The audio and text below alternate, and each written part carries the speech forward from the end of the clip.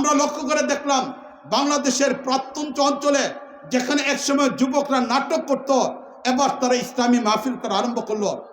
সরকার ভারতের মাধ্যমে যেখানে ইসলামকে মিটানোর চেষ্টা করেছিল, এখানে যুবকরা ইসলামের উপরে চলে আসলো। মসজিদকে বন্ধ করার ষড়যন্ত্র ছিল, মসজিদগুলো উপচে পড়া, ভিড় আসা আরম্ভ হলো। একের পর এক ইসলামী জাগরণ তৈরি হলো। এই অবস্থা আমরা দেখলাম 2024-এ যখন গণ আন্দোলন হলো, যখন সফলতা চলে আসলো, ওই দিনের বিক্ষিপ্ত বিভিন্ন জায়গার ভিডিওগুলো পত্রিকাগুলোতে আসছে, অনলাইনের মধ্যে আসছে। সেদিন একদিক থেকে দীর্ঘ 15 বছর 8 মাসের নির্যাতন থেকে মুক্তির পরে সেদিন ছাত্র জনতা, তাওহীদি জনতা, ওলামায়ে কেরাম, বিভিন্ন রাজনৈতিক দলের কর্মীদের ত্যাগের মাধ্যমে যে সফলতা অর্জন হয়েছিল, সেদিন গান বাজনা নয়, বরং অনেকদেরকে আমরা দেখলাম রাস্তার মধ্যে দাঁড়িয়ে তারা সেজদার মধ্যে ছিল, তারা আল্লাহর দরবারে কান্নাকাটি করেছিল। এর দ্বারাই বুঝে আসলো যে দেশের মানুষ হৃদয়ের মাঝে ইসলাম, আর এই ইসলাম হৃদয়ের মধ্যে থাকার কারণে এই দেশ থেকে ইসলামকে কেউ মিটাতে পারবে না, ইসলামকে শেষ করে এখানে সম্ভব না। তাহলে মুআজ্জাজ হাজরিন, এই যে ইসলামের একটা বিপ্লব চলে আসলো, ইসলামের একটা জাগরণ তৈরি হলো, এই জাগরণকে যদি আমরা সফলতায় নিতে চাই, তাহলে কোন পদ্ধতিতে নিতে হবে, এই বিষয়টাই মূলত আমি আলোচনা করব। আমার আলোচনার মূল বস্তুটাই হলো, এই ভূমিকার দ্বারা আলোচনার মূল বস্তু হলো কোন পদ্ধতিকে অবলম্বন করে আমরা এখানে যাব। মুআজ্জাজ হাজরিন, রাসূল করিম সাল্লাল্লাহু আলাইহি ওয়াসাল্লাম পূর্ণ ইসলামকে বাস্তবায়ন করেছিলেন ইসলামী রাষ্ট্রের মাধ্যমে। ইসলামী রাষ্ট্র যদি তৈরি না হয়, তাহলে কখনো পূর্ণ ইসলামের উপর আমল করা যাবে না। আমরা একটু চিন্তা করে দেখি, আমাদের কোরআনে কারিমের মধ্যে আল্লাহ রাব্বুল আলামিন আকিমুস সালাত, নামাজ কায়েম করো, এই আদেশ আল্লাহ রাব্বুল আলামিন দিয়েছেন। এই আদেশের কারণে যখন এই মসজিদের মিনার থেকে আজানের আওয়াজ চলে আসে, আমরা মসজিদে চলে যাই। যেখানে মসজিদ নির্মাণের প্রয়োজন, সেখানে জনসাধারণ অর্থের মাধ্যমে মসজিদ নির্মাণ করে আল্লাহ সেই আদেশকে বাস্তবায়নের জন্য। যখন রমজান মাস চলে আসে, তখন আমাদের সামনে চলে আসে ইয়া আইয়ুহাল্লাযীনা আমানু কুতিবা আলাইকুমুস সিয়াম, তোমাদের উপরে রমজানের রোজাকে ফরজ করা হয়েছে। তখন গোটা বাংলাদেশের ভিতরে রমজানের রোজা রাখার একটা আমেজ তৈরি হয়ে যায়, সবাই রোজার দিকে আমরা ধাবিত হই। মালিক আল্লাহ রাব্বুল আলামিন কোরআন কারীমের মধ্যে বলছেন ওয়া আতুজ যাকাত, যে কোনো সময় যাকাত দেওয়া যায়, বিশেষ করে 70 গুণ সওয়াব বেশি পাওয়ার জন্য রমজানে আমরা যাকাত দিয়ে থাকি। যখন রমজান চলে আসে, তখন আমার দেশের মানুষ পায়ে পায়ে হিসাব করে যাকাত দেওয়ার জন্য চেষ্টা করে। মুআজ্জাজ হাজরিন, যাদেরকে মালিক আল্লাহ রাব্বুল আলামিন অর্থ সম্পদ দিয়েছেন, কোরআনে কারীমের আয়াত ইয়া আইয়ুহাল্লাযীনা আতিমুল হজ্জ ওয়াল উমরা, মালিক আল্লাহ রাব্বুল আলামিন হজ এবং উমরাকে পূর্ণ করার কথা বলছেন, এবং সম্পদশালী ব্যক্তিরা হজের দিকে চলে যান। তাহলে কোরআন কারীমের এই আয়াতগুলোর উপরে আমাদের আমল হয়। যে আয়াতের মধ্যে আল্লাহ রাব্বুল আলামিন, যে কোরআনের মধ্যে আল্লাহ রাব্বুল আলামিন নামাজের কথা বলেছেন, রোজার কথা বলেছেন, হজের কথা বলেছেন, যাকাতের কথা বলেছেন, এই কোরআনের মধ্যে আল্লাহ রাব্বুল আলামিন চুরি করলে হাত কাটা হবে, চুন্নি চুরি করলে হাত কাটা হবে, এই আদেশ কোরআনের মধ্যে আছে, ঠিক না বলেন? এটা এই কোরআনের মধ্যে আল্লাহ রাব্বুল আলামিন জিনাকারী পুরুষ, জিনাকারী নারী, তাদেরও শাস্তির বিধানটা আছে। আজকে আমাদের বাংলাদেশ 53 বছর হতে চলল, এখানে অনেকে আছেন যারা এখানে 53 বছর বয়স হয়ে গিয়েছে, কিন্তু আজ পর্যন্ত আমার বাংলাদেশে চুরি করলে হাত কাটা হবে, এই আয়াতের উপর আমল আমরা দেখতে পারিনি। জিনা করলে শাস্তি দেওয়া হবে, এই আয়াতের উপর আলাপ আমরা দেখতে পারি নাই। জীবন চলে যাচ্ছে, এই দেশ থেকে আমরা এমত অবস্থায় রেখে যাচ্ছি যে আজও পর্যন্ত পূর্ণ ইসলামকে আমরা বাস্তবায়ন করতে পারি নাই। তাহলে এটা আমাদের জন্য অত্যন্ত ব্যর্থতার একটা বস্তু। 92% মুসলমানের দেশে আজও পর্যন্ত আমরা ইসলামী হুকুমতকে তৈরি করতে পারলাম না। ফিতনা ফাসাদের যুগে দুনিয়ার সব ঝামেলা থেকে মুক্ত রেখে দিনই একটি জলসার মাঝে আসার, বসার, কিছু আলোচনা করা ও শোনার সুযোগ দিয়েছেন, আল্লাহ রাব্বুল আলামিনের দরবারে শুকরিয়া হিসেবে সকলে বলি আলহামদুলিল্লাহ। মুআজ্জাজ হাজরিন, আমি আপনাদের সামনে কোরআন কারীমের ছোট্ট একটা আয়াত তেলাওয়াত করেছি। খুব লম্বা চড়া কথা বলবো না, 7:45 বাজে, 8:30টায় আমি আমার আলোচনাকে শেষ করে দেব।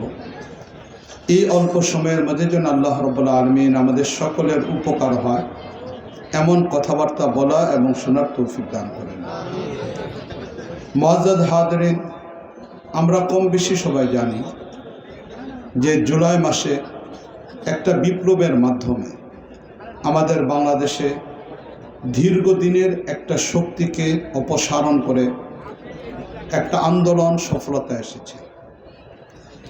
জুলাই বিপ্লবের পরে আজ বলতে গেলে 4 মাস অতিবাহিত হয়ে 5ম মাস চলতেছে। বাস্তবিক পক্ষে এই বিপ্লবকে অবলম্বন করে বিভিন্ন মানুষের বিভিন্ন ধরনের স্বপ্ন ছিল, বিভিন্ন রাজনৈতিক দলেরও বিভিন্ন ধরনের স্বপ্ন আছে, কর্মসূচি আছে, কিন্তু বাস্তবিক পক্ষে কোন কর্মসূচিটা একটা দেশের জন্য উপকার হবে, কোন পথ পদ্ধতিটা একটা জাতির জন্য পরিবর্তন নিয়ে আসবে, বিশেষ করে সেই 71-এর 30 লক্ষ শহীদের রক্তের বিনিময়ে অর্জিত বাংলাদেশ, আবার জুলাই বিপ্লবের প্রায় বলতে গেলে 2000 মানুষের সেই বিপ্লবের পরবর্তীতে বাংলাদেশ, 2013-তে শাপলা চত্বরের শহীদদের বিনিময়ে বাংলাদেশ, এই সবগুলোকে যদি আমরা লক্ষ্য করি তাহলে আসলে আমাদের কোন পথ আর পদ্ধতিটা অবলম্বন করা দরকার, আমাদের কোন পদ্ধতিতে কাজ করা দরকার, মূলত এই বিষয়টার উপরেই আমি সংক্ষিপ্ত কথা বলব। বাস্তবিক পক্ষে এই মাহফিলগুলো শুধু একটা মাহফিল নয়, বরং একটা মাহফিল হলো একটা ক্লাস। একজন বক্তা তিনি তার জীবনের অভিজ্ঞতা লেখাপড়ার মাধ্যমে উন্মুক্ত জায়গায় আলোচনা করা, এটারই একটা জায়গা হলো আমাদের এই মাহফিলগুলো। তাই মাহফিলগুলো কোনো রাজনৈতিক প্রোগ্রাম নয়, বরং মাহফিলগুলো হলো উম্মার ভিতরে ইমানি জাগরণ তৈরি করার একটা পদক্ষেপ। এই জন্য রাজনৈতিক কোনো আলোচনা নয়, বরং আমাদের বাংলাদেশের পুরো প্রেক্ষাপটকে সামনে রেখে আমাদের এই জুলাই বিপ্লবের পরে আমরা কোন পথে চললে সফলতা অর্জন করতে পারব, এই বিষয়টাই মূলত আমি আপনাদের সামনে আলোচনা করার চেষ্টা করব। খুব সংক্ষিপ্ত আকারে কথা বলবো, ভাঙ্গাচোরা কথাগুলোই বলবো, লৌকিকতা মুক্ত সাদামাটা কিছু কথাগুলোকে বলবো। আল্লাহ রাব্বুল আলামিন যেন খুব ঠান্ডা মাথায় আমাদেরকে বোঝার তৌফিক দান করেন। আমাদের ইসলাম এটা পরিপূর্ণ একটা ইসলাম। এখানে ব্যক্তি জীবন, পারিবারিক জীবন, সামাজিক জীবন, রাজনৈতিক জীবন সহ প্রতিটা বস্তুর পরিপূর্ণ দিক নির্দেশনা আল্লাহ রাব্বুল আলামিন এই ধর্মের মধ্যে রেখে দিয়েছেন। রাসূল করিম সাল্লাল্লাহু আলাইহি ওয়াসাল্লাম মক্কার 13 বছর সেই কাফেরদের নির্যাতন নিপীড়ন সহ্য করার পরে যখন মক্কা থেকে মদিনায় গেলেন, সেই মদিনায় দীর্ঘ 8 বছর অতিবাহিত করার পর যখন মক্কা বিজয় হলো, মক্কা বিজয়ের আরও 2 বছর পর রাসূল করিম সাল্লাল্লাহু আলাইহি ওয়াসাল্লামের জীবনের 23 বছর যখন পূর্ণ হলো, এবার নবী করিম সাল্লাল্লাহু আলাইহি ওয়াসাল্লাম মালিকের ঘর বাইতুল্লাহ জিয়ারতে গেলেন। সেখানে হজের জন্য নবী করিম সাল্লাল্লাহু আলাইহি ওয়াসাল্লাম চলে গেলেন। নবী করিম সাল্লাল্লাহু আলাইহি ওয়াসাল্লাম হজে মদিনা থেকে রওনা দিয়েছিলেন জিলকদ মাসের 24 তারিখ, সেখানে নবী করিম সাল্লাল্লাহু রওনা দিয়েছিলেন। জিলহজ মাসের শুরুর দিক থেকে নবী করিম সাল্লাল্লাহু আলাইহি ওয়াসাল্লাম মদিনায় প্রবেশ করলেন। মদিনায় প্রবেশ করার পরে মক্কায় প্রবেশ করলেন। এরপর হজের কাজ সম্পূর্ণ করে আজ নবী করিম সাল্লাল্লাহু আলাইহি ওয়াসাল্লাম আরাফার ময়দানে উপস্থিত। যখন নবী করিম সাল্লাল্লাহু আলাইহি ওয়াসাল্লাম আরাফার ময়দানে উপস্থিত, এমত অবস্থায় জাবালে রহমতের নিকটে থাকা অবস্থায় আল্লাহ রাব্বুল আলামিন কোরআন কারীমের আয়াত নাজিল করলেন, আল ইয়াউমা আকমালতু লাকুম দীনাকুম। এই আয়াত আল্লাহ রাব্বুল আলামিন নাজিল করলেন। এটি শুধুমাত্র একটা আয়াত ছিল না, বরং সাহাবায়ে কেরাম রাদিয়াল্লাহু তাআলা আনহুর সেই দিনটা ছিল আনন্দের একটা দিন।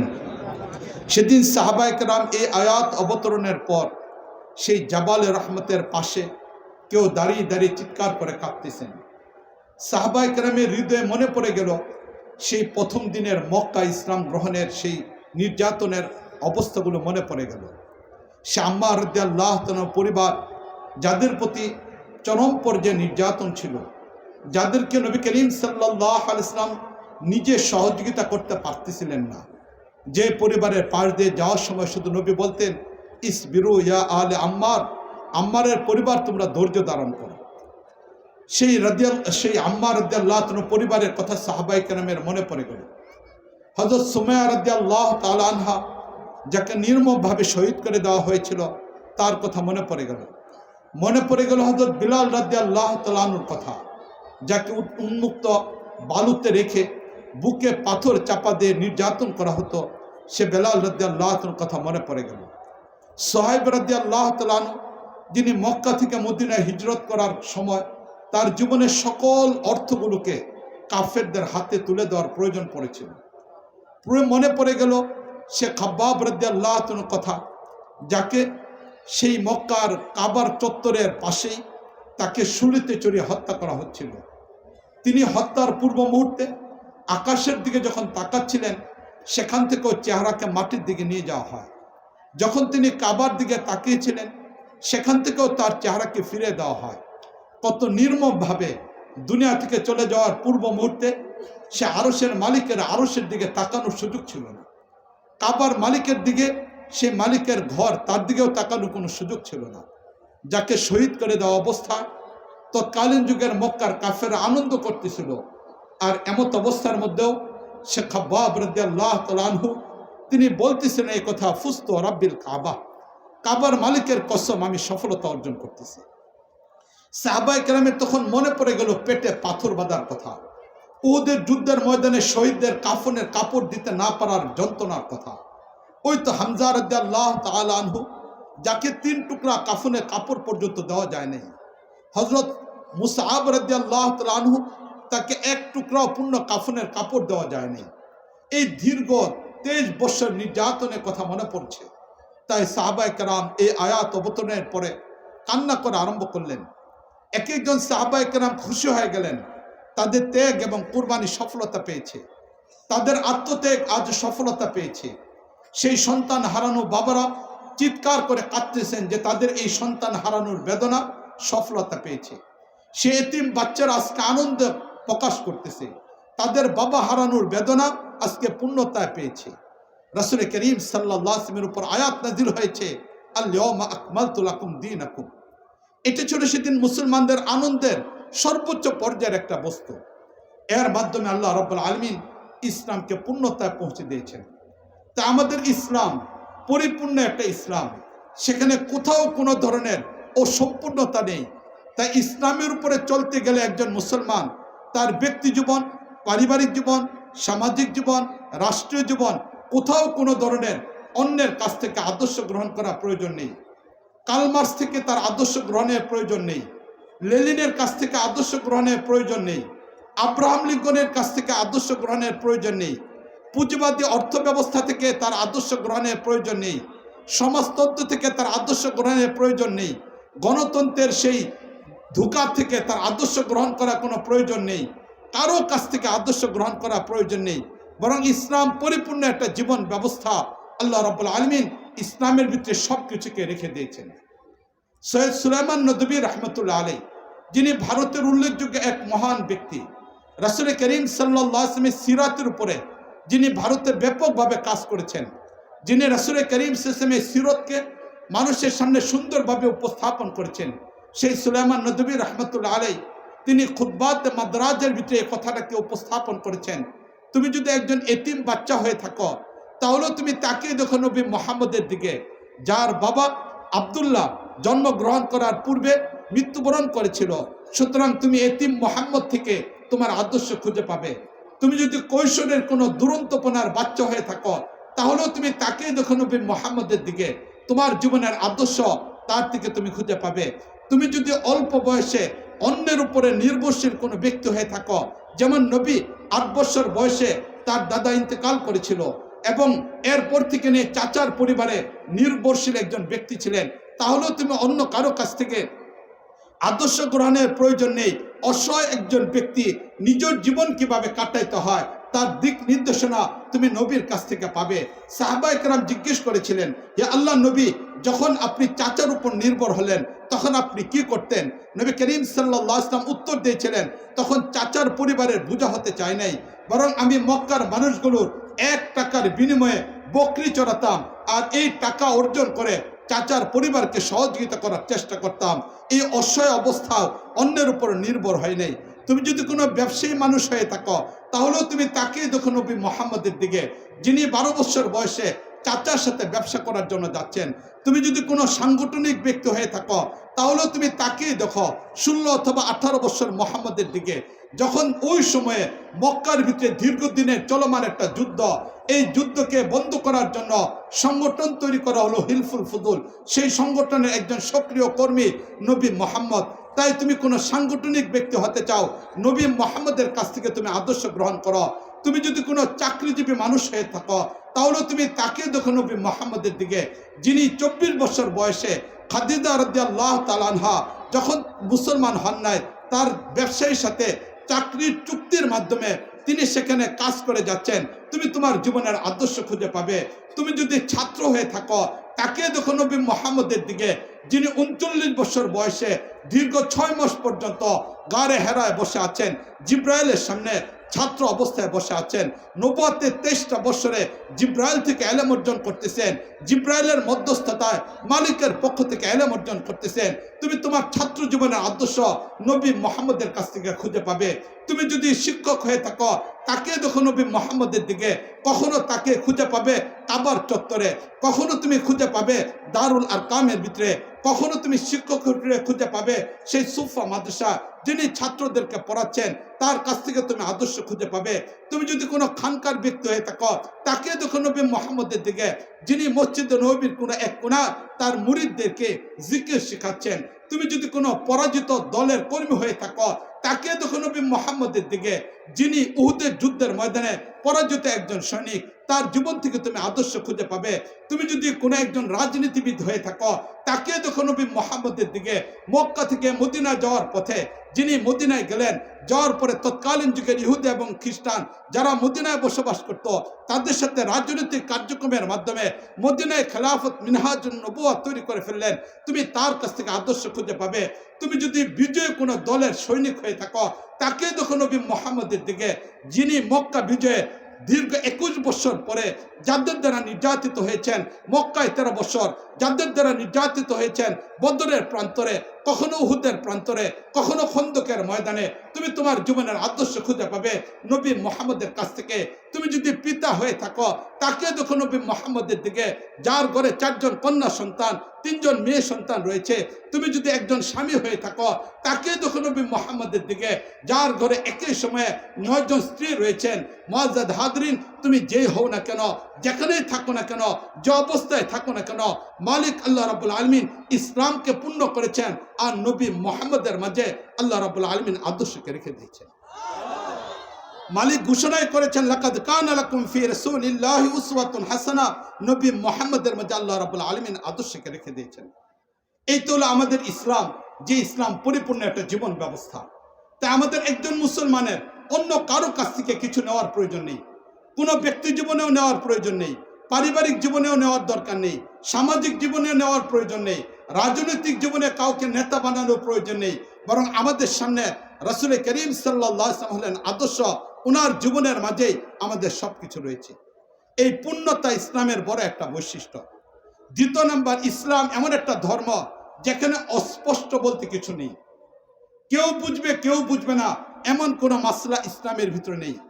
কিছু উলামায়ে কেরাম বুঝবেন, বাকি সাধারণ মানুষ বুঝবে না এমন কোনো মাসলা ইসলামের মাঝে নেই। বাতিনি বস্তু বলতে ইসলামের মাঝে কোনো কিছু নেই, এটা পীর মুরিদেই বুঝবেন, অন্য কেউ বুঝবে না এমন কোনো ইলম ইসলামের মাঝে নেই।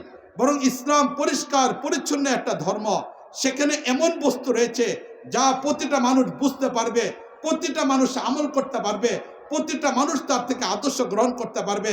আমাদের ইসলাম পরিপূর্ণ, যেমনিভাবে পরিপূর্ণ তেমনিভাবে পরিষ্কার একটা ধর্ম। রাসূল করিম সাল্লাল্লাহু আলাইহি ওয়াসাল্লাম হাদিসে মধ্যে ইরশাদ করেছেন, তারাকতুকুম আলা মিল্লাতি বাইদাই, আমি তোমাদেরকে পরিষ্কার একটা ধর্মের মধ্যে রেখে যাচ্ছি। তারাকতুকুম আলা মিল্লাতি বাইদাই, পরিষ্কার একটা ধর্মের মাঝে তোমাদেরকে রেখে যাচ্ছি। লাইলুহা কানাহারিহা, যে ধর্মের রাত্রিগুলো দিনের মতো আলোকিত, রাত্র আসলে অন্ধকার হয়ে যা, দিন আসলে আলোকিত হয়ে যা। ইসলাম নামক ধর্মের ভিতরে রাতের অন্ধকার বলতে কোনো কিছু নাই, সেটা পুরাটাই দিনের আলোর দ্বারা আলোকিত। তাই ইসলামের ভিতরে বাতিনি বস্তু বলতে কিছু নেই। ইসলামের প্রতিটা বস্তু সেখানে মানুষ আমল করতে পারবে, সেখানে প্রতিটা বস্তু পরিষ্কার। তাহলে আমাদের ধর্মটা এমন একটা পরিষ্কার। তৃতীয় নম্বর, আমাদের ধর্মের ৩য় নম্বর বৈশিষ্ট্য হলো এই ইসলামের ভিতরে এমন কোনো বিধান নাই যে বিধানটা কোনো যুগের সাথে সম্পর্ক, কোনো সময়ের সাথে সম্পর্ক, কোনো ব্যক্তির সাথে সম্পর্ক, এমন নাই। বরং ইসলাম সর্বজনীন, সর্বযুগের মানুষ সর্ব অবস্থার মধ্যেও এই ইসলামকে পালন করতে পারে। এটা হলো আমাদের ইসলামের ৩য় নম্বর বৈশিষ্ট্য, যে এই ইসলাম এমন একটা ইসলাম যে ইসলাম প্রতিটা যুগ, মানুষ যদি সেই মরুভূমির যুগকে অতিক্রম করে, রাসূল করিম সাল্লাল্লাহু আলাইহি ওয়াসাল্লামের যুগ সেটা মরুভূমির যুগ ছিল, সেখানে উন্নত বাহন ছিল ঘোড়া, এক জায়গা থেকে আরেক জায়গায় মাল যাতায়াতের মাধ্যম ছিল উট, গাধা, খচ্চর। ওই যুগেও যেমন ইসলাম কার্যকর ছিল, এই যুগে যখন মানুষ মঙ্গল গ্রহে যাতায়াতের চিন্তা করতেছে, যখন মানুষ চাঁদে জায়গা কেনার প্রতিযোগিতায় লিপ্ত হচ্ছে, যখন মানুষ মুহূর্তের ভিতরে পৃথিবীতে এক জায়গা থেকে আরেক জায়গায় যাওয়ার চেষ্টা করতেছে, স্যাটেলাইটের মাধ্যমে, অত্যাধুনিক প্রযুক্তির মাধ্যমে মানুষ গোটা পৃথিবীটাকে একটা পরিবার বানিয়ে ফেলল, এমন অবস্থার ভিতরে ইসলাম মরুভূমির সেই ইসলাম এই উন্নয়নের যুগের মধ্যেও কার্যকর একটা ইসলাম। তাই এই যুগে ইসলাম অচল, এই যুগে ইসলাম চলবে না, এটা সম্পূর্ণ ধোঁকা একটা শব্দ।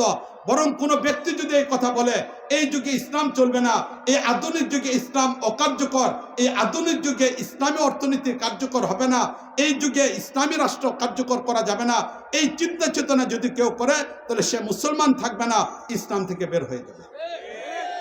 আমাদের ইসলামের ৩য় নম্বর বড় বৈশিষ্ট্য, এটা যুগ উপযোগী একটা ধর্ম, সকল যুগে এটাকে কার্যকর করা যাবে। এই 3টা বৈশিষ্ট্য যদি আমরা বুঝে থাকি, ইসলাম পূর্ণ। 2 নম্বর, ইসলাম এটা অস্পষ্ট নেই, পরিষ্কার একটা ধর্ম। 3 নম্বর, ইসলাম এমন একটা ধর্ম যেটা সকল যুগে কার্যকর হবে। এবার মুআজ্জাদ হাজরিন, এবার আমরা এই জুলাই বিপ্লবের পরে এবার আমাদের বাংলাদেশের দিকে তাকিয়ে দেখি যে এই বাংলাদেশ একটা রক্তক্ষয়ী যুদ্ধের পরে, লম্বা একটা ত্যাগ আর কুরবানির পরে এখানে একটা বিপ্লব সংগঠিত হলো। এই সংগঠিত হওয়ার পরে এবার আমাদের এই দেশে ইসলাম কতটুকু আমরা কার্যকর করতে পারতেছি, এই বিষয়টাকে নিয়ে চিন্তা ভাবনা করি। যদি এই বিষয়টাকে নিয়ে চিন্তা ভাবনা করি, যারা ইসলামী দলগুলো না, যারা সম্পূর্ণ সেকুলার অথবা ভিন্ন চিন্তা চেতনার দলের সাথে সম্পর্ক, তারাও হয়তো আমাদের এই সময়টাকে নিয়ে তারা নতুন করে স্বপ্ন দেখতেছে, ক্ষমতা যাওয়ার চিন্তা ভাবনা করতেছে। ইসলামের নামে যে সকল দলগুলো রয়েছে এগুলোর দিকেও যদি আমরা লক্ষ্য করি, তাহলে এই জায়গাতেও আমরা দেখতে পাবো তারাও নতুন করে বাংলাদেশে ইসলামী একটা বিপ্লব তৈরি করার চিন্তা ভাবনা করতেছেন। বাস্তবিক পক্ষে আগের যে এই দেশের মানুষ ইসলামের প্রতি তাদের ভালোবাসা তৈরি হয়েছে, ঠিক না বলেন? এটা বিশেষ করে যে উদ্দেশ্যে সেই শাহবাগের মঞ্চ তৈরি করা হয়েছিল, যার বাহ্যিক দৃষ্টিকোণ ছিল এটা যে সেই যুদ্ধ অপরাধীদের বিচার, যুদ্ধ একটা বাহ্যিক একটা বস্তু ছিল, কিন্তু সেদিনের সেই আন্দোলনের রূপরেখা ছিল এটা এদেশে ইসলামকে শেষ করে দেওয়া, এদেশ থেকে মসজিদকে শেষ করে দেওয়া, এদেশে রাসূলের ভালোবাসাটাকে বন্ধ করে দেওয়া, ইসলামের উপর আপত্তি, সেটাই ছিল সেদিনের মূল টার্গেট। কিন্তু মুআজ্জাদ হাজরিন, ওই সময়ের উপরে যখন উলামায়ে কেরাম, এদেশের ধর্মপ্রাণ মানুষ, তাওহীদি জনতা, বিশেষ করে আহমদ শফি রহমতুল্লাহ আলাইহি যখন খোলা চিঠি লিখলেন, পত্রিকাগুলিতে যখন চলে আসলো, তখন এরপরে একের পর এক সেই শাহবাগীদের চিন্তা চেতনা পরাজিত হয়ে এদেশের মানুষ ইসলামের উপরে চলে আসলো। পৃথিবীর ইতিহাস এই কথা বলে, ভূপৃষ্ঠের কোনো এক জায়গায় ইসলাম প্রতিষ্ঠার জন্য যদি রক্ত ঝরে তাহলে সেই রক্ত পৃথিবীতে বৃথা যায় না। এটা হলো পৃথিবীর ইতিহাস। মুআজ্জাদ হাজরিন, আমাদের বাংলাদেশের কেউ গণতন্ত্র প্রতিষ্ঠার জন্য রক্ত দিয়েছে, কেউ সমাজতন্ত্র প্রতিষ্ঠার রক্ত দিয়েছিল, কিন্তু 2013-র সেই মে মাসের 5 মে সেখানে ভিন্ন কোনো উদ্দেশ্য ছিল না, সেখানে উদ্দেশ্য ছিল এটা নবীর ভালোবাসা, মুমিনের হৃদয়ের মধ্যে স্পন্দন। তাই নবীর ইজ্জতের উপর কেউ আঘাত করলে সেদিন যেন আইন কার্যকর হয়, তাদেরকে যেন ফাঁসি দেওয়া হয়, বাংলাদেশে 13 দফার মাধ্যমে যেন ইসলাম নিরাপদ থেকে যা। সেদিনের মানুষগুলোর উদ্দেশ্য কাউকে ক্ষমতা নেওয়া অথবা কাউকে ক্ষমতা থেকে নামানো সেদিনের উদ্দেশ্য ছিল না। সেদিনের একজন কর্মী আমরাও ছিলাম, শুরু থেকে নিয়ে শেষ পর্যন্ত ছিলাম। গোপনীয় বৈঠক, যে বৈঠকগুলো খুশুসিভাবে হতো সেখানে উপস্থিত থাকার সুযোগ হয়েছিল। একদম প্রত্যেকটা ব্যক্তির উদ্দেশ্য কোনো অবস্থায় সেখানে কাউকে ক্ষমতা থেকে নামানো, ক্ষমতা ওঠানো ছিল না, ইসলাম যেন দেশে টিকে যায়, এটা উদ্দেশ্য ছিল। এই জন্য সেখানে রক্ত এটা কখনো বৃথা যেতে পারে না। এই রক্ত কখনো বৃথা যেতে পারে না। সেদিনে সেই তালিকা আমার নিজের কাছে 84 জনের ব্যক্তির তালিকা আমার কাছে রয়েছে, যাদেরকে শাপলা চত্বরে শহীদ করা হয়েছিল। সুতরাং যাদের তালিকা আমার কাছে রয়েছে, ওই সময় আমরা 2013 থেকে নিয়ে তালিকা তৈরি করা আরম্ভ করলাম এবং এই তালিকা আমার কাছে সংরক্ষিত রয়েছে। মুআজ্জাজ হাজরিন, 53 বছর পরে, 43 বছর পরে যদি নাম কাওয়াস্তে যারা যুদ্ধ অপরাধী তাদের ব্যাপারে আমি আলোচনাতে যাব না, কিন্তু এটার বিচার যদি হতে পারে, আমরা আশা করব শাপলা চত্বরে যাদের রক্ত ঝরানো হয়েছিল তাদের শাহাদতের বদলা এই বাংলা জমিতে 1000 বছর পরে হয়ে যাবে ইনশাআল্লাহ।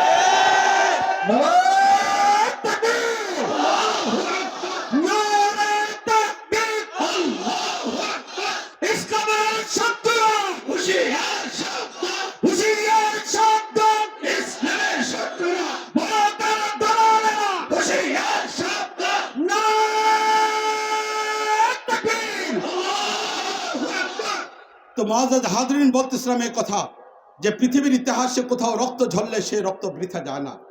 বিশেষ করে দিন প্রতিষ্ঠার জন্য যখন আন্দোলন হয়, এই রক্ত কখনো বৃথা যায় না।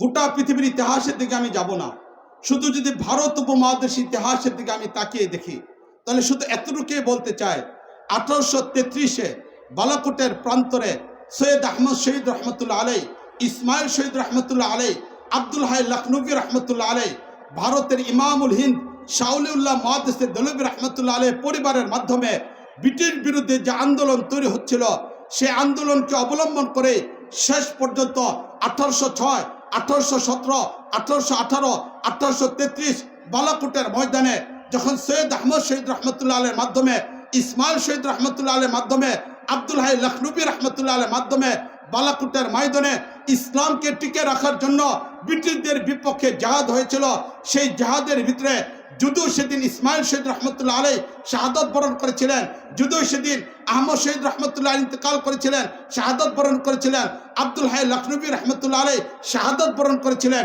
কিন্তু পরবর্তীতে ভারতের স্বাধীনতা আন্দোলনের জন্য 1947-এর স্বাধীনতা আন্দোলনের জন্য সবচেয়ে বড় ভূমিকা পালন করেছিল সেই 1833-এ শাহাদতের বালাকোটের রক্ত সেদিন ভূমিকা পালন করেছিল। তা আজকেও এই মাহফিলে বলতে চাই, অন্য কোনো রক্ত নয়, অন্য কোনো রক্ত নয়, সেই 2013-র সেই 5 মের সেই শাপলা চত্বরের রক্ত এই জমিনে ইসলামী হুকুমত তৈরি করবে। কোরআনী সংবিধান বাস্তবায়ন হবে, মানব রচিত সংবিধানের পরিবর্তে কোরআন কারীমের সংবিধান বাস্তবায়ন হবে। মুআজ্জাজ হাজরিন, সেই শাপলা চত্বরের রক্তের পর আমরা বাংলাদেশের অবস্থা ভিন্ন রকম দেখি। এই জায়গায় এখন মানুষের ভিতরে গণজোয়ার তৈরি হয়েছে, ইসলামের উপরে মানুষের আগ্রহ বেড়ে গেছে। এর আগে ইসলামকে মিটানোর জন্য যে কর্মসূচি দেওয়া হলো, এবার যুবকরা ইসলামের দিকে আসা আরম্ভ হলো। আমরা লক্ষ্য করে দেখলাম বাংলাদেশের প্রত্যন্ত অঞ্চলে যেখানে একসময় যুবকরা নাটক করত, এবার তারা ইসলামী মাহফিল করা আরম্ভ করলো। সরকার ভারতের মাধ্যমে যেখানে ইসলামকে মিটানোর চেষ্টা করেছিল, এখানে যুবকরা ইসলামের উপরে চলে আসলো। মসজিদকে বন্ধ করার ষড়যন্ত্র ছিল, মসজিদগুলো উপচে পড়া, ভিড় আসা আরম্ভ হলো, একের পর এক ইসলামী জাগরণ তৈরি হলো। এই অবস্থা আমরা দেখলাম 2024-এ যখন গণ আন্দোলন হলো, যখন সফলতা চলে আসলো, ওই দিনের বিক্ষিপ্ত বিভিন্ন জায়গার ভিডিওগুলো পত্রিকাগুলোতে আসছে, অনলাইনের মধ্যে আসছে। সেদিন একদিক থেকে দীর্ঘ 15 বছর 8 মাসের নির্যাতন থেকে মুক্তির পরে সেদিন ছাত্র জনতা, তাওহীদি জনতা, ওলামায়ে কেরাম, বিভিন্ন রাজনৈতিক দলের কর্মীদের ত্যাগের মাধ্যমে যে সফলতা অর্জন হয়েছিল, সেদিন গান বাজনা নয়, বরং অনেকদেরকে আমরা দেখলাম রাস্তার মধ্যে দাঁড়িয়ে তারা সেজদার মধ্যে ছিল, তারা আল্লাহর দরবারে কান্নাকাটি করেছিল। এর দ্বারাই বুঝে আসলো যে দেশের মানুষ হৃদয়ের মাঝে ইসলাম, আর এই ইসলাম হৃদয়ের মধ্যে থাকার কারণে এই দেশ থেকে ইসলামকে কেউ মিটাতে পারবে না, ইসলামকে শেষ করে এখানে সম্ভব না। তাহলে মুআজ্জাজ হাজরিন, এই যে ইসলামের একটা বিপ্লব চলে আসলো, ইসলামের একটা জাগরণ তৈরি হলো, এই জাগরণকে যদি আমরা সফলতায় নিতে চাই, তাহলে কোন পদ্ধতিতে নিতে হবে, এই বিষয়টা মূলত আমি আলোচনা করব। আমার আলোচনার মূল বস্তুটাই হলো, এই ভূমিকার দ্বারা আলোচনার মূল বস্তু হলো কোন পদ্ধতিকে অবলম্বন করে আমরা এখানে যাব। মুআজ্জাজ হাজরিন, রাসূল করিম সাল্লাল্লাহু আলাইহি ওয়াসাল্লাম পূর্ণ ইসলামকে বাস্তবায়ন করেছিলেন ইসলামী রাষ্ট্রের মাধ্যমে। ইসলামী রাষ্ট্র যদি তৈরি না হয়, তাহলে কখনো পূর্ণ ইসলামের উপর আমল করা যাবে না। আমরা একটু চিন্তা করে দেখি, আমাদের কোরআনে কারিমের মধ্যে আল্লাহ রাব্বুল আলামিন আকিমুস সালাত, নামাজ কায়েম করো, এই আদেশ আল্লাহ রাব্বুল আলামিন দিয়েছেন। এই আদেশের কারণে যখন এই মসজিদের মিনার থেকে আজানের আওয়াজ চলে আসে, আমরা মসজিদে চলে যাই। যেখানে মসজিদ নির্মাণের প্রয়োজন সেখানে জনসাধারণ অর্থের মাধ্যমে মসজিদ নির্মাণ করে আল্লাহ সেই আদেশকে বাস্তবায়নের জন্য। যখন রমজান মাস চলে আসে তখন আমাদের সামনে চলে আসে ইয়া আইয়ুহাল্লাযীনা আমানু কুতিবা আলাইকুমুস সিয়াম, তোমাদের উপর রমজানের রোজাকে ফরজ করা হয়েছে। তখন গোটা বাংলাদেশের ভিতরে রমজানের রোজা রাখার একটা আমেজ তৈরি হয়ে যায়, সবাই রোজার দিকে আমরা ধাবিত হই।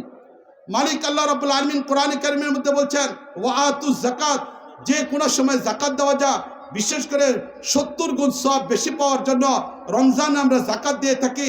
যখন রমজান চলে আসে তখন আমার দেশের মানুষ পায়ে পায়ে হিসাব করে জাকাত দেওয়ার জন্য চেষ্টা করে।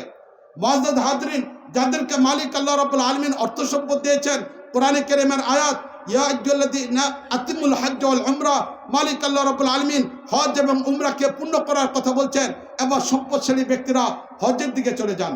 তাহলে কোরআনে কারিমের এই আয়াতগুলোর উপরে আমাদের আমল হয়। যে আয়াতের মধ্যে আল্লাহ রাব্বুল আলামিন, যে কোরআনের মধ্যে আল্লাহ রাব্বুল আলামিন নামাজের কথা বলেছেন, রোজার কথা বলেছেন, হজের কথা বলেছেন, যাকাতের কথা বলেছেন, এই কোরআনের মধ্যে আল্লাহ রাব্বুল আলামিন চুরি করলে হাত কাটা হবে, চুরি করলে হাত কাটা হবে, এই আদেশ কোরআনের মধ্যে আছে, ঠিক না বলেন? এটা এই কোরআনের মধ্যে আল্লাহ রাব্বুল আলামিন জিনাকারী পুরুষ, জিনাকারী নারী, তাদেরও শাস্তির বিধানটা আছে। আজকে আমাদের বাংলাদেশ 53 বছর হতে চললো, এখানে অনেকে আছেন যারা এখানে 53 বছর বয়স হয়ে গিয়েছে, কিন্তু আজ পর্যন্ত আমার বাংলাদেশে চুরি করলে হাত কাটা হবে এই আয়াতের উপর আমল আমরা দেখতে পারি নাই। জিনা করলে শাস্তি দেওয়া হবে এই আয়াতের উপর আলাপ আমরা দেখতে পারি নাই। জীবন চলে যাচ্ছে, এই দেশ থেকে আমরা এমত অবস্থায় রেখে যাচ্ছি যে আজও পর্যন্ত পূর্ণ ইসলামকে আমরা বাস্তবায়ন করতে পারি নাই। তাহলে এটা আমাদের জন্য অত্যন্ত ব্যর্থতার একটা বস্তু। 92% মুসলমানের দেশে আজও পর্যন্ত আমরা ইসলামী হুকুমতকে তৈরি করতে পারলাম না। অথচ মালিক আল্লাহ রাব্বুল আলামিন চুরের শাস্তির কথা বলেছেন, এরকম জিনাকারী শাস্তির কথা বলেছেন। এটার পাশাপাশি আল্লাহ রাব্বুল আলামিন বলছেন ইয়া আইয়ুহাল্লাযীনা আমানু দুখুলু ফিস সিলমি কাফা, যে তুমি পরিপূর্ণভাবে ইসলামের উপর উঠে আসো।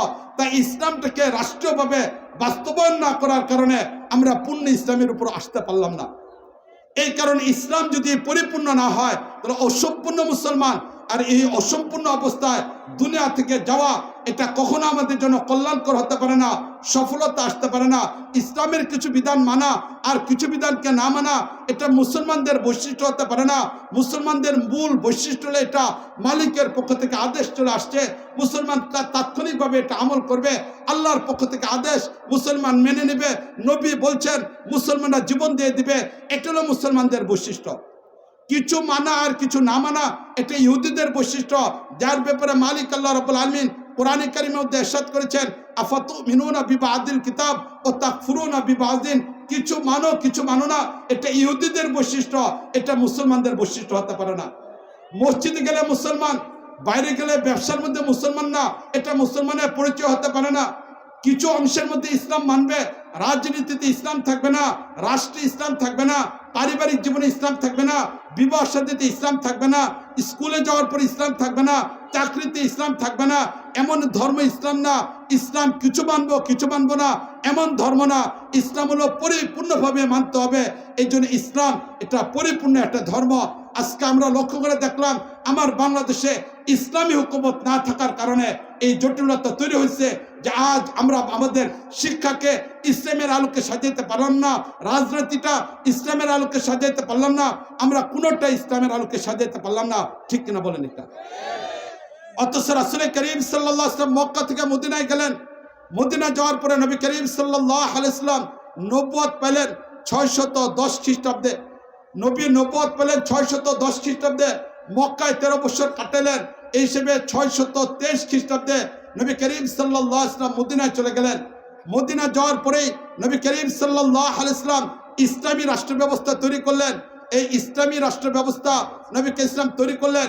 এরপরে এই ইসলামী রাষ্ট্র ব্যবস্থার উপর ভিত্তি করে নবী করিম সাল্লাল্লাহু আলাইহি ওয়াসাল্লামের 10 বছর, খুলাফায়ে রাশিদিনদের 30 বছর, 40 বছর, উমাইয়াদের 93 বছর, আব্বাসীয়দের 578 বছর, এরপরে 52 বছর মৌলিক ইসলামী রাষ্ট্র ব্যবস্থা ছিল না, এরপরে আবার ইসলামী রাষ্ট্র ব্যবস্থা ফিরে আসলো উসমানীয়দের মাধ্যমে।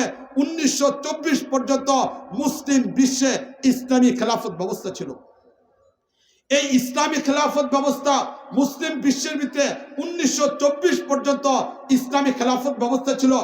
এই খেলাফত ব্যবস্থার উপরে আফ্রিকা ইসলামী খেলাফতের অধীনে ছিল, ভারত উপমহাদেশ ইসলামী খেলাফতের অধীনে ছিল, সেই ইউরোপ ইসলামী খেলাফতের ব্যবস্থার মধ্যে ছিল। গোটা পৃথিবীর 3 ভাগের 2 ভাগ ইসলামী খেলাফত ব্যবস্থার উপরে ছিল। এই অবস্থায় মুসলমান ইসলামী খেলাফতের উপরে গোটা দুনিয়াটাকে নিয়ন্ত্রণ করার চেষ্টা করেছে। 12.5 বছর পর্যন্ত 1250 বছর পর্যন্ত মুসলমানরা ইসলামী খেলাফতের মাধ্যমে গোটা পৃথিবীর উপরে কোরআনের শাসনকে বাস্তবায়ন করেছে, ইসলামকে বাস্তবায়ন করেছে। ব্যক্তি জীবনে কোনো বাদশাহ আমলের দিক থেকে কমতে হতে পারে, কিন্তু শাসন ব্যবস্থা ইসলামের উপরে ছিল, কানুন ছিল ইসলামের উপরে, বিচার ব্যবস্থা ইসলামের উপরে, প্রশাসন ইসলামের উপরে, রাজনীতি ইসলামের উপরে। ব্যক্তিগতভাবে কারো আমল কমতি থাকতে পারে, কিন্তু ইসলামকে বাদ দিয়ে, ইসলামী শাসন ব্যবস্থাকে বাদ দিয়ে পৃথিবীতে মুসলমানরা থাকে নাই। মুআজ্জাজ হাজরিন, এই বিগত 1924 এসে যখন উসমানী খেলাফতের পতন হয়ে গেল, উসমানী খেলাফতের পতনের ইতিহাসের দিকে আমি যাচ্ছি না, সেখানে ইহুদিদের ষড়যন্ত্র, খ্রিস্টানদের ষড়যন্ত্র, সম্মিলিত এক ষড়যন্ত্রের কাছে তুর্কি খলিফার সর্বশেষ বাদশাহ, সেখানে তিনি যখন আব্দুল মজিদ পতনের দিকে চলে গেলেন, তিনি আর এটিকে ধরে রাখতে পারলেন না। কিন্তু এরপরে ইসলামী খেলাফতকে টিকে আনার জন্য, আবার পৃথিবীতে ইসলামী খেলাফতকে প্রতিষ্ঠা করার জন্য বিভিন্ন মানুষ বিভিন্নভাবে কাজ করে যাচ্ছে। মুআজ্জাজ হাজরিন, ইতিহাসের দিকে তাকিয়ে দেখি 1917-তে ইখওয়ানুল মুসলিমিন নামে মিশরের মাঝে একটা সংগঠন তৈরি হলো, যার ইংরেজি নাম হলো ব্রাদারহুড। এরা গণতন্ত্রকে সামনে রেখে তারা আবার ইসলামের ইতিহাসে নতুন করে খেলাফত ব্যবস্থাকে টিকে রাখার জন্য পরিকল্পনা নিয়ে ইমাম হাসান আল বান্না রহমতুল্লাহ আলাইহির মাধ্যমে তারা এই সংগঠনকে তৈরি করলো 1917-তে। তাহলে ব্রাদারহুড 1917-তে তৈরি হলো। ইমাম হাসান আল বান্না, ওনার বইগুলো আমি পড়ি, ওনার বইগুলো আমার হৃদয়ের মধ্যে অনুপ্রেরণা তৈরি করি। এই জন্য ওনার নামের ক্ষেত্রে আমি ইমাম শব্দটাকে ব্যবহার করি। সর্বোচ্চ পর্যায়ের সম্মান আমি ওনাকে প্রদর্শন করি, ইমাম হাসান আল বান্না রহমতুল্লাহ আলাইহি। কিন্তু মুআজ্জাজ হাজরিন, এই হাসান আল বান্নার মাধ্যমে ইখওয়ানুল মুসলিমিন ব্রাদারহুড 1917-তে তৈরি হলো, কিন্তু আজ পর্যন্ত তারা পৃথিবীর একটা জায়গাতে 1 ইঞ্চি জায়গার মাঝেও ইসলামকে প্রতিষ্ঠা করতে পারেনি। আন্দোলন হলো, সফলতা হলো, মিশরের সর্বোচ্চ পর্যায়ের ক্ষমতায় চলে আসলো, কিন্তু এরপরেও আজ পর্যন্ত শুধু মিশর নয়, ইখওয়ানুল মুসলিমিন বিশ্বের বিভিন্ন জায়গা, বিভিন্ন দেশে তাদের শাখা সংগঠন আছে, বিশ্বের বিভিন্ন জায়গা তাদের রাজনৈতিক কর্মসূচি আছে, তাদের বিভিন্ন পরিকল্পনা আছে, কিন্তু এই 100 বছর পর্যন্ত হয়ে গেল ইখওয়ানুল মুসলিমিন যে পদ্ধতির মাধ্যমে পৃথিবীতে খেলাফত ব্যবস্থাকে প্রতিষ্ঠা করতে চেয়েছিল, আজ পর্যন্ত পৃথিবীর ছোট্ট একটা জায়গা 1 ইঞ্চি জায়গার মধ্যেও ইসলামকে প্রতিষ্ঠা করতে পারে নাই। এর বিপরীত 1924-এর পরে চলে আসি, গোটা পৃথিবীটাকে বাদ দিয়ে আমাদের ভারত উপমহাদেশের দিকে যদি চলে আসি, তাহলে এই ভারত উপমহাদেশের ইতিহাসের দিকে তাকিয়ে দেখি এখানে ইসলামী খেলাফত প্রতিষ্ঠার কোথাও কোনো চেষ্টা হয়েছে কিনা। মুআজ্জাজ হাজরিন, 1947-এ যখন ভারত বিভক্ত হলো, পূর্ব পাকিস্তান পশ্চিম পাকিস্তান আলাদা রাষ্ট্র তৈরি হলো, এই আলাদা রাষ্ট্র তৈরি হওয়ার পরে তখন পশ্চিম পাকিস্তানের সেই সীমান্ত প্রদেশ বেলুচিস্তান, পাকিস্তানের সীমান্ত প্রদেশ বেলুচিস্তান, সেখানের মুখ্যমন্ত্রীর দায়িত্ব পালন করলেন সেখানে মুফতি মাহমুদ রহমতুল্লাহ আলাইহি, যিনি দারুল উলুম দেওবন্দের চিন্তা চেতনাকে লালন করেন, যার আব্বা দারুল উলুম দেওবন্দে লেখাপড়া করেছিলেন, যার আব্বা দারুল উলুম দেওবন্দের সাথে সম্পর্ক ছিলেন। চিন্তা চেতনার দিক থেকে দেওবন্দি, সম্পূর্ণ চিন্তা চেতনা দেওবন্দি মুফতি মাহমুদ রহমতুল্লাহ আলাইহি, তিনি পাকিস্তানের সীমান্ত প্রদেশ বেলুচিস্তানে সেখানে তিনি মুখ্যমন্ত্রী হওয়ার সাথে সাথে তিনি সেখানে ঘোষণা করলেন ইসলামী খেলাফত ব্যবস্থা প্রতিষ্ঠা। এবং পৃথিবীর বুকে 1924-এর পরে সর্বপ্রথম আমরা পাকিস্তানের বেলুচিস্তানে ইসলামী হুকুমতে প্রতিষ্ঠার বিষয়টাকে দেখলাম, এবং যিনি প্রতিষ্ঠা করলেন তিনি দারুল উলুম দেওবন্দের চিন্তা চেতনা লালন করেন, তিনি ইসলামী হুকুমতের চিন্তা চেতনা লালন করেন, এমন একজন ব্যক্তি মুফতি মাহমুদ রহমতুল্লাহ আলাই সেখানে ইসলামী হুকুমত তৈরি করলেন। দীর্ঘ 6 মাস পর্যন্ত সেখানে ইসলামী রাষ্ট্র ব্যবস্থা ছিল। পরবর্তীতে পাকিস্তান এবং অন্যান্য জায়গার চাপের কারণে তিনি সেটাকে দীর্ঘায়িত করতে পারেন নাই। কিন্তু আলহামদুলিল্লাহ পৃথিবীর বুকে আকাবিরে দারুল উলুম দেওবন্দের সেই সন্তানরা পৃথিবীতে দেখাই দিলেন যে পৃথিবীর নতুন করে খেলাফত ব্যবস্থা প্রতিষ্ঠা করা সম্ভব। এবং 1947 পরে বেলুচিস্তানে মুফতি মাহমুদ রহমতুল্লাহ আলাই 6 মাস পর্যন্ত ইসলামী হুকুমত তৈরি করার মাধ্যমে সেটাকে তৈরি করলেন। পৃথিবীর একটা জায়গা আমরা ইসলামী রাষ্ট্র ব্যবস্থা পেলাম। এবার দ্বিতীয় নম্বর যে জায়গার আলোচনাটা আমি করব, সেই জায়গার কথা আমরা কম বেশি সবাই জানি। এটি হলো পৃথিবীর বুকে সেই ভারত উপমহাদেশের একটা খণ্ড, যেই খণ্ডের সূচনা হলো সেই রাশিয়া এবং ভারতের অন্তর্ভুক্ত ঝিলম নদীকে অবলম্বন করে। যে ঝিলম নদীর ওই পারে হলো রাশিয়া, যে রাশিয়াতে ইমাম বুখারীর জন্ম, যে রাশিয়াতে ইমাম মুসলিমের জন্ম, যে রাশিয়াতে ইমাম আবু দাউদের জন্ম, যে রাশিয়াতে ইমামে তিরমিজির জন্ম, এবং পৃথিবীর বুকে বড় বড় ব্যক্তিরা রাশিয়াতে জন্ম হয়েছিলেন। সেই রাশিয়া এবং ভারতের মাঝখানে যে নদী ছিল ঝিলম নদী, এই ঝিলম নদীর এই পারে যে রাষ্ট্র সেটা হলো আফগানিস্তান। এই আফগানিস্তান শুরু লগ্ন থেকে ইতিহাসের দিকে আমি যাচ্ছি না, হযরত উসমানে গনি রাদিয়াল্লাহু তাআলা আনহুর খেলাফত কালে এই আফগানিস্তানে ইসলাম চলে আসে। এবং মুআজ্জাজ হাজরিন, হাদিসের কিতাবের ভিতরে উল্লেখযোগ্য একজন ছাত্রকে খুঁজে পাওয়া যাবে, ইমামে মালিক রহমতুল্লাহ আলাই। আমরা নাম শুনেছি ইমাম মালিক রহমতুল্লাহ আলাই। তার উস্তাদের নাম হলো নাফের উস্তাদের নাম হলো আব্দুল্লাহ ইবনে উমর। আব্দুল্লাহ ইবনে উমরের উস্তাদ হলেন রাসূল করিম সাল্লাল্লাহু আলাইহি ওয়াসাল্লাম। আমাদের কাছে সনদের মাধ্যমে হাদিস এসেছে, বিভিন্ন সনদের মাধ্যমে আমরা হাদিস পড়ি, হাদিস পড়াই। যতগুলো হাদিস আমাদের কাছে সনদের মাধ্যমে এসেছে, এর মাঝে এই সনদটাকে বলা হয় সিলসিলাতুজ যাহাব, স্বর্ণের টুকরা। এবং এই সনদটাকে সবচেয়ে গুরুত্বপূর্ণ একটা সনদ হিসেবে উল্লেখ করা হয় সিলসিলাতুজ যাহাব। রাসূল করিম সাল্লাল্লাহু আলাইহি ওয়াসাল্লাম, আব্দুল্লাহ ইবনে উমর, নাফে, ইমাম মালিক রহমতুল্লাহ আলাইহি, মুয়াত্তা মালিক নামে হাদিসের কিতাব, সে হাদিসের প্রথম কিতাব অবিহি ক্বালা হাদাসানা ইয়াহইয়া। এই যে সনদ ইয়াহইয়া ইবনে ইয়াহইয়া আল উনদুলুসি অবিহি ক্বালা হাদাসানা, এরকম মালিক, এই যে সনদ, এটিকে পৃথিবীর ইতিহাসের সবচেয়ে শ্রেষ্ঠ সনদ বলা হয়। এই সনদের রাবি বর্ণনাকারী নাফে রহমতুল্লাহ আলাইহি, তিনি হলেন আফগানিস্তানের একজন ব্যক্তি, যিনি আফগানিস্তানের একজন ব্যক্তি। এবার চিন্তা করে দেখেন আফগানিস্তানের সাথে ইসলামের পরিচয় কতটুকু। সেই সাহাবায়ে কেরামের যুগের সাথে সম্পর্ক হল আফগানিস্তান ইসলামের সাথে পরিচয়। ইসলামের সাথে যখন আফগানিস্তানের পরিচয় হয়, পৃথিবীর এই একটা জায়গা যারা কোনোদিন পরাধীনতাকে মেনে নেয় নাই, আজ পর্যন্ত তাদের অঞ্চলে কোনোদিন ইসলামের বিপক্ষে পরাধীনতা তারা মেনে নেয় নাই। এই জায়গাতে বিভিন্ন ব্যক্তিরা এসেছিল, কিন্তু তারা এখানে চেঙ্গিস খান তার রাজত্ব বিস্তারের জন্য এসেছিল, পরাজিত অবস্থায় চলে গেল। চেঙ্গিস খানের নাতি হালুকা খান এখানে এসেছিল, সেখানে পরাজয় অবস্থায় চলে গেল। এমনকি জুলকারনাইনের ইতিহাস কোরআনে কারিমের সূরা কাফের ভিতরে যার আলোচনা এসেছে, তিনিও নাকি এসেছিলেন এই আফগানিস্তানের ভিতরে, কিন্তু তিনিও সেখানে প্রতিষ্ঠা হতে পারে নাই। এই আফগানিস্তান এমন একটা জায়গা যেখানে ইসলাম আসার পরে এই অঞ্চলের মানুষগুলোর হৃদয়ে ইসলাম বদ্ধমূল হয়েছিল। আজও পর্যন্ত তারা ইসলামের চেতনায় থাকার কারণে কখনো পরাজিত হয় নাই। ব্রিটিশরাও সেখানে পরাজিত করতে পারে নাই। মুআজ্জাজ হাজরিন, যখন ভারতের অন্যান্য অঞ্চলগুলো সেখানে পরাজিত হয়ে গিয়েছিল, আফগানিস্তান পরাজিত হয় নাই।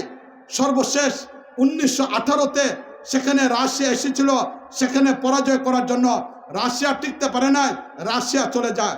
রাশিয়ার কমিউনিজম ছিল, তারাই যাওয়ার পূর্বে কিছু ব্যক্তিদেরকে তৈরি করে দিয়ে যায়, মাসুদকে, আরো বিভিন্ন ব্যক্তিদেরকে, যারা সেখানে বিশৃঙ্খলা তৈরি করেছিল। শেষ পর্যন্ত সেই দেওবন্দের একটা চিন্তা চেতনার মানুষ মোল্লা উমর রহমতুল্লাহ আলাইহি, যার শায়েখ ছিলেন আব্দুল হক হক্কানি রহমতুল্লাহ আলাইহি, যিনি ছাত্র ছিলেন কুতুবে আলম শেখুল ইসলাম মাদানী রহমতুল্লাহ আলাইহি, যে মাদানীর সাথে আমাদের সম্পর্ক, সেই মাদানী রহমতুল্লাহ আলাইহির ছাত্র ছিলেন আব্দুল হক হক্কানি রহমতুল্লাহ আলাইহি, উনার ছাত্র ছিলেন মোল্লা উমর রহমতুল্লাহ আলাইহি। উনি একজন মাদ্রাসার মানুষ ছিলেন, রাশিয়ার বিপক্ষে যুদ্ধের মধ্যে লিপ্ত ছিলেন, একটা চোখ অন্ধ হয়ে গিয়েছিল। উনি যখন ছাত্রদেরকে পড়াচ্ছিলেন, এমত অবস্থায় এলাকার মাঝে চাঁদাবাজি শুরু হয়ে গেল, এলাকার মধ্যে বিশৃঙ্খলা তৈরি হলো। ছাত্রদেরকে উঠাই গিয়ে তিনি প্রতিরোধ করলেন। এর মাধ্যমে একে একে 1996 থেকে নিয়ে 2 পর্যন্ত মোল্লা উমরের মাধ্যমে তালেবানদের শাসন ব্যবস্থা তৈরি হলো। এই তালেবানদের শাসন ব্যবস্থা তৈরি হওয়ার পরে তৎকালীন যুগের বিশ্বের মানুষগুলো এটাকে মেনে নিতে পারে নাই। ইসরায়েল মেনে নিতে পারে নাই, ইহুদিরা মেনে নিতে পারে নাই, খ্রিস্টানরা মেনে নিতে পারে নাই। বিশ্বের 28টা রাষ্ট্র নাটু বাহিনী তৈরি করে সুপার পাওয়ারের মাধ্যমে 2001 থেকে নিয়ে 2021 পর্যন্ত দীর্ঘ 20 বছর পর্যন্ত এই আফগানিস্তানের মোল্লাদেরকে দুনিয়া থেকে শেষ করে দেওয়ার জন্য তারা চেষ্টা করলো। এই চেষ্টায় কি পরিমাণ রক্তপাত তারা করলো চিন্তা করে তাকিয়ে দেখেন। এই মানুষগুলোর গা থেকে শুধু রক্তই ঝরল না, 20 লক্ষের উপরে মানুষকে তারা শহীদ করে দিল, কত নারীকে তারা বিধবা করে ফেললো, কত সন্তানকে তারা এতিম করলো। কিন্তু 2021 এসে তারা এই শেষ পর্যন্ত আফগানিস্তান থেকে চলে গেল। এই আফগানিস্তান থেকে চলে যাওয়ার পরে এবার সেখানে ইমারতে ইসলামী আবার প্রতিষ্ঠা হলো।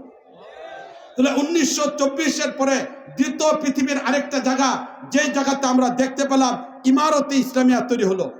যাদের মাধ্যমে ইমারতে ইসলামিয়া তৈরি হলো তাদের চিত্রটা একটু সামনে নিয়ে আসি।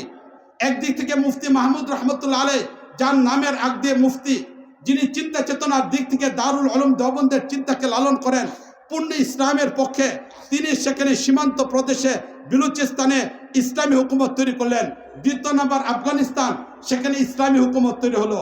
মুআজ্জাদ হাজরিন, এই চলতি মাসের আজকে 18 তারিখ, আজকে 18 তারিখ, এই চলতি মাসের 17 তারিখ, এই চলতি মাসের 8 তারিখের ইতিহাসের দিকে তাকিয়ে দেখি সিরিয়া, সেখানে আবার নতুন করে একটা ইসলামী জাগরণ তৈরি হলো।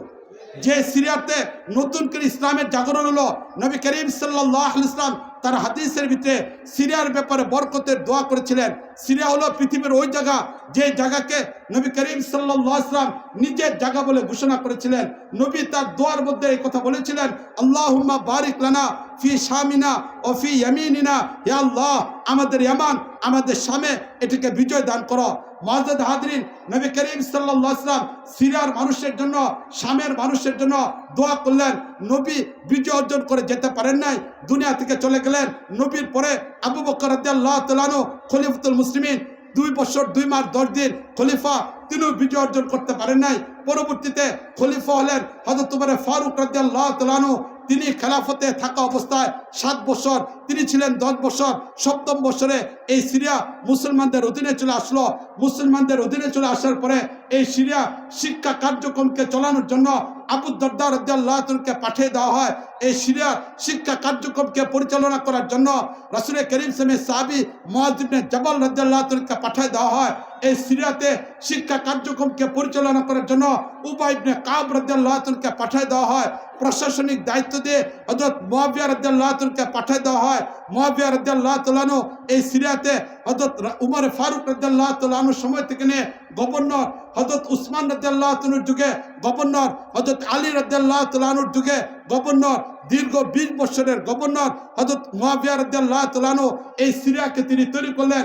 পরবর্তীতে হযরত মুআবিয়া রাদিয়াল্লাহু তাআলা সেখানে ইসলামী রাষ্ট্রের রাজধানী তৈরি করলেন। আগামী পৃথিবীর নেতৃত্ব এই সিরিয়া থেকে হবে। হযরত মুআবিয়া রাদিয়াল্লাহু তাআলা যখন একটা ইসলামী হুকুমত তৈরি করলেন, ইসলামী হুকুমত তৈরি করার পরে 20 বছর পর্যন্ত তিনি রাষ্ট্রপতি ছিলেন, 20 বছর তিনি গভর্নর ছিলেন, 20 বছর তিনি রাষ্ট্রপতি ছিলেন। দীর্ঘ 40 বছর পর্যন্ত এই সিরিয়াকে অবলম্বন করে হযরত মুআবিয়া রাদিয়াল্লাহু তাআলা সেখানে ইসলামী রাষ্ট্র প্রতিষ্ঠা করলেন। যে ইসলামী রাষ্ট্র পরবর্তীতে 93 বছর পর্যন্ত গোটা পৃথিবীর উপরে নেতৃত্ব দিল। মুআজ্জাদ হাজরিন, এই ছিল সিরিয়া, যে সিরিয়া পৃথিবীর ইতিহাসে এত বড় একটা রাষ্ট্র এবং বিশ্বকে নেতৃত্ব দিয়েছে এই সিরিয়া। এই সিরিয়াটা আমাদের দরকার ছিল। কেন দরকার ছিল? রাসূল করিম সাল্লাল্লাহু আলাইহি ওয়াসাল্লাম হাদিসের ভিতরে একটা যুদ্ধের কথা বলছেন, যে যুদ্ধের ভিতরে হাদিসের ভিতরে এই যুদ্ধের কথা বলেছেন মালহামাতুল কুবরা, মহাযুদ্ধ হিসেবে। নবী করিম সাল্লাল্লাহু আলাইহি ওয়াসাল্লাম হাদিসের মধ্যে ইরশাদ করেছেন কিয়ামতের পূর্বে 4টা জায়গা থেকে একই মুহূর্তে যুদ্ধ পরিচালিত হবে। 1 নম্বর জায়গা সিরিয়া থেকে 12 কিলোমিটার দূরে আল গুতা নামক জায়গা, মুসনাদ আহমদ ইবনে হাম্বলের রওয়ায়াতের মধ্যে আসছে আলগুতা থেকে গোটা পৃথিবীতে তখন জাহাদের কার্যক্রম পরিচালিত হবে এবং এই জাহাদের নেতৃত্ব দিবেন মাহদী রহমতুল্লাহ আলী। তাহলে এই সিরিয়া আমাদের কাছে থাকতে হবে যাতে করে মাহদী রহমতুল্লাহ আলীর নেতৃত্বে গোটা পৃথিবীতে আবার সিরিয়া গোটা পৃথিবীকে নেতৃত্ব দেয়। দ্বিতীয় নম্বর যুদ্ধ হবে ফিলিস্তিনে ইহুদিদের বিপক্ষে যুদ্ধ হবে, দ্বিতীয় আরেকটা যুদ্ধ, যে যুদ্ধ এখন হামাস কার্যক্রম করে যাচ্ছে। এখন আমাদের প্রয়োজন হলো আমাদের দায়িত্বটা হামাসের বাইরে পালন করে যাচ্ছে, তাদেরকে অস্ত্র দেওয়া, অর্থ দেওয়া, জনবল দেওয়া, তাদের জন্য দোয়া করা, এই যুদ্ধ যেন চলমান থাকে। এটা হবে দ্বিতীয় নম্বর আরেকটা জায়গা যেখান থেকে জাহাদ পরিচালিত হবে। তৃতীয় নম্বর জায়গা যে জায়গাটা অত্যন্ত গুরুত্বপূর্ণ সেটা হল ইরাক এবং ইরান। এই জায়গাতে একটা যুদ্ধ হবে। তৃতীয় নম্বর জায়গা যে জায়গাতে আমরা বর্তমানে উপস্থিত, যার কথা নবী করিম সাল্লাল্লাহু আলাইহি হাদিসের মধ্যে বলেছেন যে আমার উম্মত সব প্রস্তুত থাকো। হযরত আবু হুরায়রা রাদিয়াল্লাহু তাআলা আনহু থেকে হাদিসটা বর্ণিত, নবীর খাদেম থেকে হাদিসটা বর্ণিত। নবী যে এলাকার কথা বলেছেন এবং এই যুদ্ধের ময়দানে যারা অংশগ্রহণ করবে তাদের ফজিলত হবে বদরের যুদ্ধে সাহাবারা অংশগ্রহণকারীর মর্যাদা। সেই যুদ্ধটা হলো গজওয়ায়ে হিন্দ, যেটা ভারতে গজওয়ায়ে হিন্দ হবে। তাই ভারত আমাদের মনে রাখতে হবে, ভারত কখনো আমাদের বন্ধু ছিল না। ভারত অতীত আমাদের বন্ধু ছিল না, ভবিষ্যতেও কখনো বন্ধু না। বরং ভারতকে যারা যত বেশি পরিমাণ শত্রু মনে করবে তারা হবে এই জাতির সবচেয়ে শ্রেষ্ঠ সন্তান। বাংলাদেশের স্বাধীনতা অর্জনে যাদের অবদান ছিল, মৌলানা ভাসানী রহমতুল্লাহ আলাইহি তিনি বলেছেন ভারত আমাদের শত্রু। এই কথাটা যে প্রজন্ম বেশি পরিমাণ বুঝবে তারা হলো বাঙালি জাতির সবচেয়ে শ্রেষ্ঠ প্রজন্ম। এই জন্য আমাদের মনে রাখতে হবে ভারত আমাদের বন্ধু, কখনো ভারত আমাদের আপন হতে পারে না। ভারত আমাদের বন্ধু কখনো হতে পারে না, ভারত আমাদের শত্রু। মুআজ্জাজ হাজরিন, তবে তৃতীয় নম্বর একটা যুদ্ধের জায়গা যেটা এই জায়গাতে আছেন, তাহলে এই সিরিয়া বিজয় এটা আমাদের জন্য অত্যন্ত দরকার ছিল। এই সিরিয়া চলতি মাসের 8 তারিখে বিজয় হয়েছে। তাহলে এখন এই তিনটা জায়গাকে সামনে রেখে 4 থেকে 5 মিনিটের মধ্যে আমার আলোচনাকে শেষ করব। 1 নম্বর সেই বেলুচিস্তান, সেখানে মুফতি মাহমুদ রহমতুল্লাহ আলাইহি ইসলামী হুকুমত তৈরি করলেন। দ্বিতীয় নম্বর আফগানিস্তানে মোল্লা উমরের মাধ্যমে ইসলামী হুকুমত তৈরি হলো। 2021-এ এসে আবার সেখানে ইমারতে ইসলামিয়া তৈরি হয়ে গেল। আবার সিরিয়া ইসলামী হুকুমত তৈরি হলো। এই তিনটা বিষয়কে যদি সামনে রাখি তাহলে এমন কিছু ব্যক্তির চিন্তা চেতনা আমার সামনে আসবে, এমন কিছু ব্যক্তিদের চিন্তা চেতনা আসবে যারা আজকে আমার বাংলাদেশে বিভিন্ন রাজনৈতিক দলে ইসলামকে প্রতিষ্ঠা করতে চান। তারা ইসলামী রাজনীতির নামেও বিভিন্ন দল উপদলের মাধ্যমে বাংলাদেশে ইসলামকে প্রতিষ্ঠা করতে চান। মুআজ্জাজ হাজরিন, সেই সকল মানুষদের দিকে আমি লক্ষ্য করে বলতে চাই, আমরা আমাদের চিন্তাকে বিভিন্ন দল থেকে মুক্ত করি, বিভিন্ন জায়গা থেকে মুক্ত করি। কোরআন বুঝার সবচেয়ে বড় মাধ্যমে হলো এটা, বাইরের বস্তুগুলিকে চিন্তা চেতনা থেকে ফেলে দিয়ে আমার মালিক আমাকে বলতেছে এই চিন্তা নিয়ে যখন কোনো ব্যক্তি কোরআনকে তেলাওয়াত করবে তখন কোরআন তার বদ্ধ হৃদয়কে খুলে দিবে। আমার কথাটাকে রাজনৈতিক প্রভাব থেকে মুক্ত হয়ে কোনো দলের চিন্তা চেতনাকে বাদ দিয়ে কোনো বড় মহান ব্যক্তিকে বাদ দিয়ে আপনি চিন্তা করে দেখেন, আপনি একজন বিবেকবান মানুষ একটু তাকিয়ে দেখেন, শিক্ষিত একজন মানুষ চিন্তা করে দেখেন, নবী করিম সাল্লাল্লাহু আলাইহি ওয়াসাল্লামের খেলাফত ব্যবস্থা যা নবী তৈরি করেছিলেন 1924 এসে পতনের পর থেকে নিয়ে এই পর্যন্ত যারা পৃথিবীতে তৈরি করছে তাদের মাথার দিকে তাকিয়ে দেখেন, তাদের চুলের দিকে তাকিয়ে দেখেন, তাদের পোশাকের দিকে তাকিয়ে দেখেন, তাদের জীবনযাত্রার দিকে তাকিয়ে দেখেন, সে আফগানিস্তানের মোল্লাদের দিকে তাকিয়ে দেখেন যাদের মাথা থেকে পাগড়ি নামে না। ঠিক না বলেন? এটা সিরিয়ার বিজয় সেই মানুষগুলো তাকিয়ে দেখেন যাদের মাথা থেকে পাগড়ি নামে নাই, যাদের পোশাকের মধ্যে সুন্নত ছিল, সুন্নতের বিপরীত যারা কাজ করে নাই, যারা সম্পূর্ণভাবে আধুনিক কোনো শিক্ষার সাথে নয়, জাগতিক কোনো শিক্ষার সাথে নয়, বরং তাদের ব্যক্তি জীবন, পারিবারিক জীবন, সামাজিক জীবন সর্বোচ্চ পর্যায়ে তাকিয়ে দেখেন নবীর সুন্নতের বিপরীত যাদের ভিতরে কোনো কিছু নেই, যাদের পোশাকটা নবীর পোশাকের সাথে পোশাক, ইহুদি খ্রিস্টানদের পোশাক যাদের গায়ের মধ্যে আসে নাই, যাদের দাড়ির মধ্যে সামান্য পরিবর্তন আসে নাই, যাদের চিন্তা চেতনার মধ্যে নবীর আদর্শ ছাড়া কোনো চিন্তা চেতনা আসে নাই, নবীর ফিকির ছাড়া ভিন্ন কোনো প্রক্রিয়া যাদের মধ্যে আসে নাই, নবীর রেখে যাওয়া আদর্শ ছাড়া বিকল্প কোনো আদর্শ নয়। নবী ইসলামী খেলাফত প্রতিষ্ঠা করেছিলেন মদিনাতে গণজোয়ারের মাধ্যমে, নবী মক্কায় সময় ইসলামী হুকুমত তৈরি করেছেন জিহাদের মাধ্যমে। এই দুইটাই কিয়ামত পর্যন্ত ইসলামী হুকুমত তৈরি করার মাধ্যম, বিকল্প কোনো পথের দ্বারা ইতিপূর্বে গণতন্ত্র বলি, সমাজতন্ত্র বলি, অন্য কোনো প্রক্রিয়ার মাধ্যমে পৃথিবীর 100 বছরে 1 ইঞ্চি মাটির মধ্যে ইসলাম প্রতিষ্ঠা নয়, আর কখনো হবে না। এই জন্য মুআজ্জাদ হাজরিন, আমরা আমাদের জীবন, আমরা আমাদের কার্যক্রম ভিন্ন পথে না নেই। আমরা আমাদের জীবনকে রাসূল করিম সাল্লাল্লাহু আলাইহি ওয়াসাল্লামের আদর্শের উপরে নেওয়ার চেষ্টা করি। এই কথায় মালিক বলছেন, লাকাদ কানা লাকুম ফি রাসূলিল্লাহি উসওয়াতুন হাসানা। এজন্য আসুন ইসলামকে আপন করে নেই, সব চিন্তা চেতনা মাথা থেকে ফেলে একটু গভীরভাবে চিন্তা করি। প্রয়োজনে অন্য কোনো রাজনৈতিক দল নয়, কারো বিপক্ষের আমাদের কথা নয়, আপনি একটু স্বাধীনভাবে ঘরের দরজা বন্ধ করে 3 দিন ভাবেন, কাদের সাথে আমি চলতেছি, কে আমাকে দিক নির্দেশনা দিচ্ছে, কোন পথে আমি চলবো। আমি কি মক্কার পথের যাত্রী ওয়াশিংটনের গাড়িতে উঠলাম কিনা, আমি মদিনার পথের যাত্রী চীনের গাড়িতে উঠলাম কিনা, বিষয়গুলিকে চিন্তা ভাবনা করে আমরা চলার চেষ্টা করি। আল্লাহ রাব্বুল আলামিন আমাদের সবাইকে তৌফিক দান করুন। ওয়া আখিরু দাওয়ানা আনিল হামদুলিল্লাহি রাব্বিল আলামিন।